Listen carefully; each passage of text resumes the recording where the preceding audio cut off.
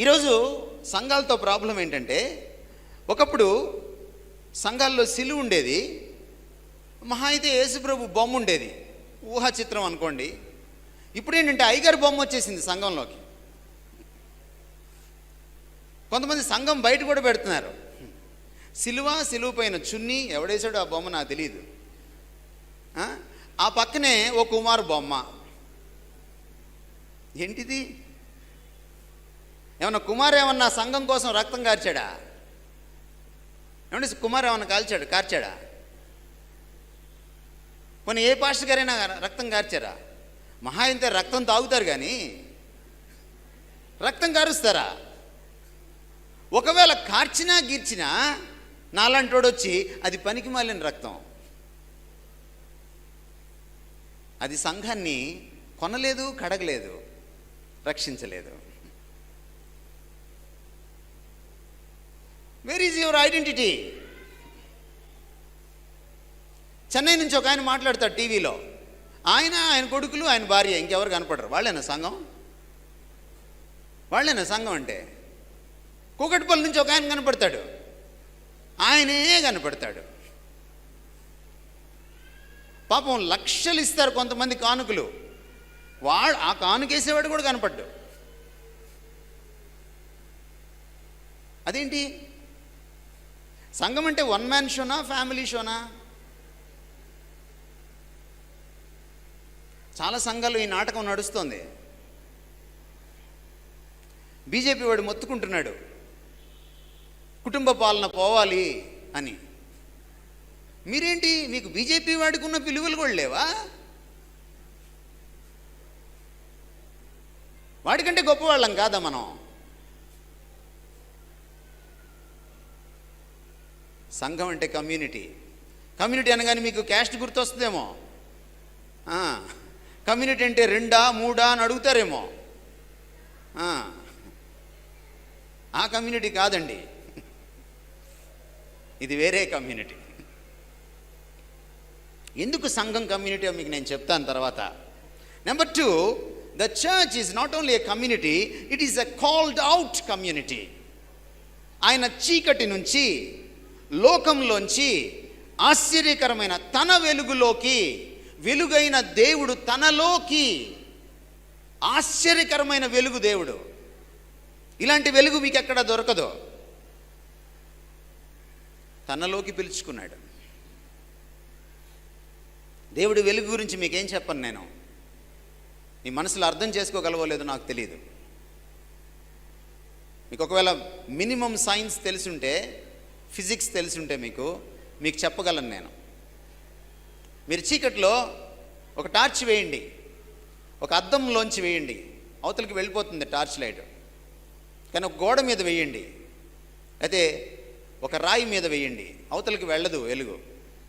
దాన్ని opaque medium అంటాం ఫిజిక్స్లో. అది అడ్డుకుంటుంది కాంతి కిరణాలు అవతలికి వెళ్లకుండా. మోషే దేవుణ్ణి చూసేటప్పుడు దేవుడు చెప్పాడు, నువ్వు బండ సందులోకి వెళ్ళు, బండ వెనక్కి వెళ్ళు. మోషే అలాగే చేశాడు. కానీ దేవుడు బండ వెనక్కి వెళ్ళిన మోషేని, బండని, రెండింటిని తన చేత్తో కప్పాడు. బండ సరిపోద్ది కదా, మళ్ళీ చెయ్యి ఎందుకు పెట్టాడు? ఎందుకంటే ఈ ఫిజిక్స్ వెలుగుందే, దీన్ని బండ ఆపగలదు. కానీ ఆ వెలుగున్నాడే, దట్ ఈజ్ మెటాఫిజికల్ వెలుగు, అది భౌతిక వెలుగు. The light which is not physics, beyond physics. బండ ఆపలేదు. మరి బండ వెనక్కి వెళ్ళమని ఎందుకు చెప్పాడు? మోషే సైకలాజికల్గా నాకు బండ ఉంది అనుకోవాలి కాబట్టి. బట్ యాక్చువల్గా రక్షించింది మోషేని ఆయన వెలుగు నుంచి, ఆయన చెయ్యి, బండ కాదు. మీరు చదవండి నిర్గమకాండం 34వ అధ్యాయం ఇంటికి వెళ్ళిన తర్వాత. యేసుక్రీస్తు వారు 2వ రాకడలో వచ్చినప్పుడు చాలామంది అన్యజనులు పర్వతాలు మా మీద పడండి అని బతిమలాడుకుంటారట. ఎందుకంటే ఆ వెలుగును తట్టుకోలేక. సూర్యుడిని ఈరోజు నా గ్లోబ్లో మనకు తెలుసు, భూమి ఒక గోళాకారంలో ఉంది. అమెరికా వాడు చూసినప్పుడు సూర్యుడిని నేను చూడలేను, ఇండియా వాడిని. నేను చూసినప్పుడు సూర్యుడిని అమెరికా వాడు చూడలేడు. కానీ యేసు ప్రభు వచ్చినప్పుడు అందరూ ఒక్కసారే చూస్తారు ఈ నీతి సూర్యుడిని. ఎందుకంటే ఆయన భూమి అనే గోళంలోంచి కూడా ఆయన కిరణాలు వెళ్తాయి. At once. ఆయన ఆశ్చర్యకరమైన వెలుగు. You understand this? చీకటి అనేటువంటి పాపం అనేటువంటి లోకంలోంచి ఈ ఆశ్చర్యకరమైన పరిశుద్ధమైన వెలుగులోకి నిన్ను పిలుచుకున్నాడు దేవుడు. ఒక సమూహంగా, ఒక సమాజంగా, ఒక ప్రజగా, ఒక వంశంగా. That's you, that's a church. ఎవరో ఒక ప్రకాశయ్య గారు వస్తే పుట్టేది కాదు చర్చ్, కాదు. నువ్వు ఒక 50 ఏళ్ళు చర్చి నడిపించినంత మాత్రాన నువ్వు గొప్పడు అయిపోలేదు. అందుకని యేసుక్రీస్తు వారు పేతురుకి తాళాలు ఇచ్చేటప్పుడు ఒక మాట చెప్పాడు, నా సంఘం అన్నాడు. పేతురు సంఘం కాదు అది, నా సంఘం. పేతురుకి పాస్టర్ జాబ్ ఇచ్చేటప్పుడు ఏమన్నాడంటే, నా గొర్రెలు అన్నాడు. మత్తయి సువార్త 16:18 ఇంటికి వెళ్ళిందో చదువుకోండి. యోహాను సువార్త 21వ అధ్యాయం ఇంటికి వెళ్ళిందో చదువుకోండి. ఈ మాటలు అక్కడ ఉన్నాయి.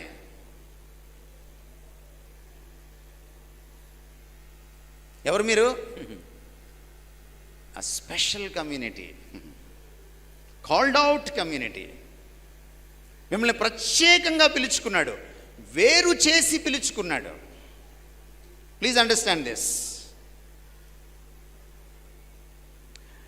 మీరు కాల్డ్ అవుట్ కమ్యూనిటీ మాత్రమే కాదు, you are an organic community. ఒక సజీవమైనటువంటి సమూహము మీరు. అందుకనే దేవుడు సంఘాన్ని శరీరముతో పోల్చాడు. నేను బహ్రెయిన్ వెళ్ళినప్పుడు అక్కడ నేషనల్ ఇవాంజలికల్ చర్చ్లో మాట్లాడేటప్పుడు ఒక మాట చెప్పాను నేను వాళ్ళకి, ఒక థీమ్ మీద మాట్లాడాను నేను వాళ్ళతోటి.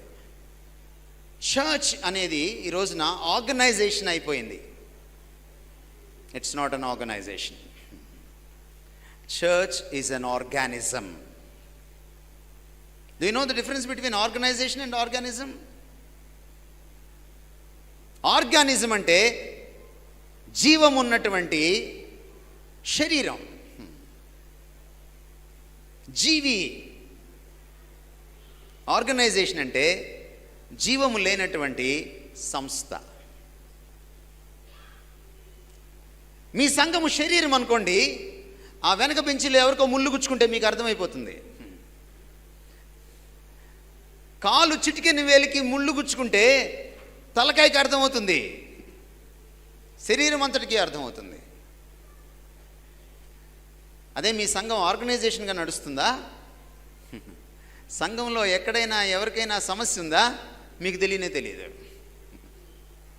మీకు తెలియనే తెలియదు. మీకు తెలిసిందల్లా ఏంటి తెలుసా? వార కార్యక్రమాలు ఏమిటి, ఎప్పుడెప్పుడు ఏమేం పెట్టాలి, ఏ స్పీకర్ని పిలవాలి, అరేంజ్మెంట్స్ ఎట్లా చేయాలి. దానికి మీరు అక్కర్లా, దానికి పాస్టర్ గారు అక్కర్లా, పెద్దలు అక్కర్లా, దానికి క్రైస్తవులు అక్కర్లా. ఈవెంట్ మేనేజ్మెంట్ ఇచ్చేస్తే ఈవెంట్ మేనేజర్లు చేసేస్తారు. ఈరోజు మన బహిరంగ సభలు ఎలా జరుగుతున్నాయి? అవి ఆధ్యాత్మిక మహాసభలు అంటారు, ఆధ్యాత్మికం కాదు అవి. అవి ఈవెంట్ మేనేజ్మెంట్ అన్నమాట.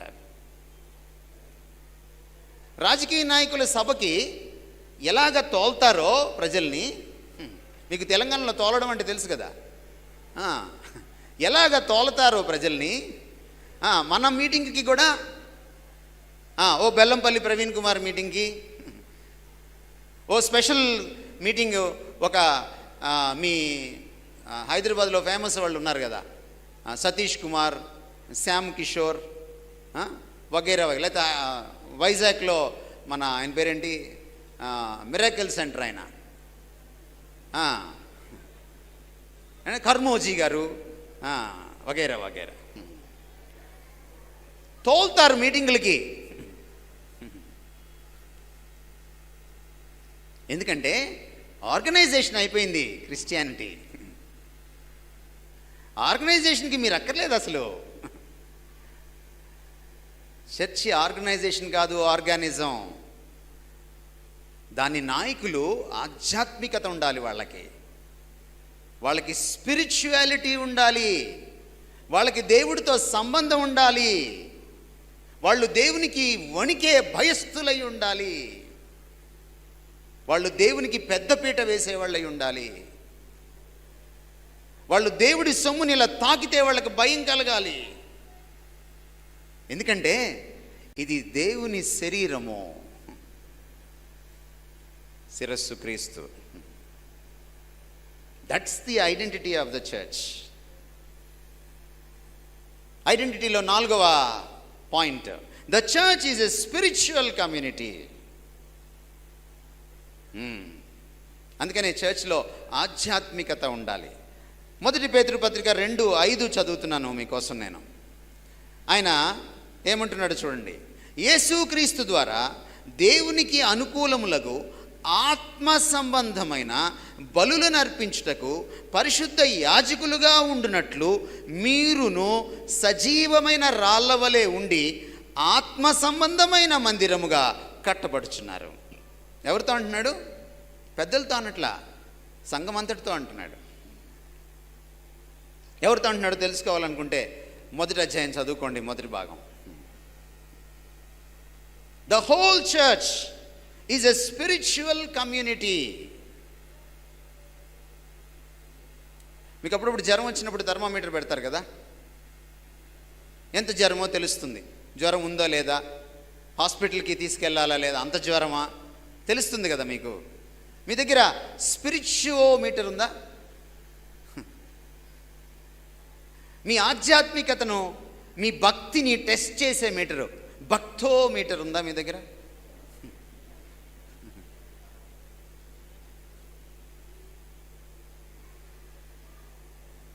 ఎంత స్పిరిచువాలిటీ ఉంది, ఎంత బయట లోకతత్వం ఇక్కడ ఉంది. That's very important. మీరు పెళ్ళిళ్ళు ఎలా చేసుకుంటారు? లోకస్తుల్లాగే చేసుకుంటారా? మీ పెళ్ళిళ్ళలో స్పిరిచువాలిటీ ఏమైనా ఉట్టిపడుతుందా? నాకు తెలిసి ఈ మధ్య క్రైస్తవ పెళ్ళిళ్ళలో పరిశుద్ధ వివాహం అనే పరిశుద్ధ అనే మాట ఆ పెళ్లి కార్డు మీద తప్ప ఇంకెక్కడ కనపడదు. అది పెళ్ళికి వెళ్తే ఎక్కడ కనపడదు. అది ఉందా స్పిరిచువాలిటీ? మీరే చెక్ చేసుకోవాలి. ఇంకొక విషయం మీరు తెలుసుకోవాలి. The church is a God like community. ఇందాక మనం చదివిన వాక్య భాగం, యేసుక్రీస్తు వారు చెప్తున్న అద్భుతమైన మాటలు ఏమిటంటే, యోహాను సువార్త 17వ అధ్యాయంలో, తండ్రి నువ్వు నేను ఎలా ఉన్నామో త్రియేకత్వంలో భూమి మీద వీళ్ళు కూడా మనలో అలాగే ఉండాలి. You understand the point? తండ్రి కుమార పరిశుద్ధాత్మల మధ్య ఎలాంటి సహవాసం ఉందో, ఎలాంటి సంబంధం ఉందో, ఎలాంటి అనుబంధం ఉందో, సేమ్ అలాంటి అనుబంధం, సహవాసం, సంబంధం కింద చర్చ్లో ఉండాలట. It is a God like community. ఇంకా మీకు ఒక మాట చెప్పాను, చర్చ్ కమ్యూనిటీగా మాత్రమే ఎందుకు ఉండాలి, వన్ మ్యాన్ షోగా ఎందుకు ఉండకూడదు? ఇదే కారణం. మన దేవుడు ఏక వ్యక్తి కాదు, ఆయన త్రియేకమూర్తి. ఆయన త్రిమూర్తులు కాదు, ఆయన త్రియేకమూర్తి. ముగ్గురు వ్యక్తులు ఏకదేవుడుగా విలసిల్లుతున్న ఒకే ఒక అద్వితీయ దేవుడు ఈయన. ప్రపంచంలో కొన్ని వందల మతాలు ఉండొచ్చు, మీరు ఒక్కొక్క మత పుస్తకం తీసుకొని చూడండి, ఇలాంటి దేవుడు, త్రియేక దేవుడు ఏ ఒక్క మతంలో కూడా మీకు కనపడ్డాడు. Not even a single religion in the whole world. Only the Bible reveals such an unique, exclusive God. God so unparalleled. సాటిరాని దేవుడు, అసమానమైన దేవుడు. He is basically a community. నిన్ను నన్ను సృష్టించకముందు, ఆదాము హవ్వల్ని సృష్టించకముందు, దేవదూతల్ని సృష్టించకముందు, he was a community. ఆ కమ్యూనిటీని ఇక్కడ ఒక అబ్రహాము చూపించలేడు, ఒక నోవహు చూపించలేడు, ఒక హనోకు చూపించలేడు, ఒక యాకోబు ఒక ఇస్సాకు చూపించలేడు. అందుకని ఆయన ఏం చేశాడంటే ఒక జనాంగాన్ని చేసుకున్నాడు, ఇశ్రాయేలు జనాంగాన్ని. అందులోంచి క్రీస్తుని తీసుకొచ్చి ఈ రోజున అన్ని జాతులు, అన్ని కులాలు, అన్ని మతాలు, లింగ వివక్ష లేకుండా, ప్రాంతీయ వివక్ష లేకుండా, కుల వివక్ష, మత వివక్ష, వర్ణ వివక్ష లేకుండా ఒక కమ్యూనిటీని తయారు చేసుకున్నాడు ఆయన. That is church. గలతీ పత్రిక 3వ అధ్యాయము 28వ వచనం మీకు గుర్తు చేస్తున్నాను నేను. ఇప్పుడు క్రీస్తు యేసునందు అందరూ ఏకముగా ఉన్నారు. All are one. ఏంటా వన్నెస్? ఏంటా ఏకత్వం? దాసుడని లేదు, స్వతంత్రుడని లేదు, గ్రీకు దేశస్థుడని లేదు, యూదుడని లేదు, స్త్రీ అని లేదు, పురుషుడని లేదు. All are one. ఒకవేళ వనస్థలి పురస్తులకు రాశాడు అనుకోండి, వనస్థీయుల పత్రిక రాశాడు అనుకోండి పౌలు, ఏం రాసేవాడంటే ఆంధ్రాలని లేదు, తెలంగాణలని లేదు అని రాసేవాడు. అంతేకాదు రెండ్లని లేదు, మూళ్ళని లేదు అని రాసేవాడు. అగ్ర కులాలని లేదు, నిమ్న కులాలని లేదు, దళితుడని లేదు, బ్రాహ్మడని లేదు, అందరూ ఏకముగా ఉన్నారు. యునో, ఈ ప్రపంచంలో this is the only community which is a community of communities. సమాజాలన్నీ కలిసి, సంస్కృతులన్నీ కలిసి, భిన్నాభిప్రాయాలతో ఉన్న వాళ్ళందరూ కలిసి, అనేక నేపథ్యాల నుంచి వచ్చిన వాళ్ళందరూ కలిసి, కమ్యూనిటీస్ అన్నీ ఒక్క కమ్యూనిటీగా ఏర్పడేటువంటి ఒకే ఒక సంఘం క్రీస్తు వారు తన రక్తం ఇచ్చి కొనుక్కున్న సంఘం. కానీ ఈ సంఘంలో మనం ఏం చేసాం? ఒకళ్ళు బ్యాప్టిస్టులు అయ్యారు, ఇంకొకళ్ళు లూథరన్స్ అయ్యారు, ఒకళ్ళు ఎల్ఈఎఫ్లు అయ్యారు, ఒకళ్ళు బ్రదరన్లు అయ్యారు, ఇంకొకళ్ళు బక్సింగ్లు అయ్యారు. ఇప్పుడు ఇంకా విడిపోతున్నారు. షాలోమ్ అని ఒకళ్ళు, మరణాత అని ఇంకొకళ్ళు, ప్రైజ్ ద లార్డ్ అని ఒకళ్ళు, హల్లెలూయా అని ఇంకొకళ్ళు, వందనాలని ఇంకొకళ్ళు. విడిపోవడానికి ఎన్ని కారణాలు?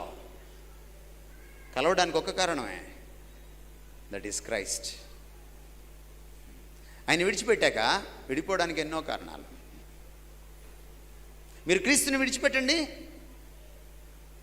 విడిచిపెట్టిన తర్వాత విడిపోవడానికి ఎన్నో కారణాలు. మీరు క్రీస్తుని పట్టుకోండి, మీకు ఇంకే కారణం అక్కర్లేదు కలవడానికి.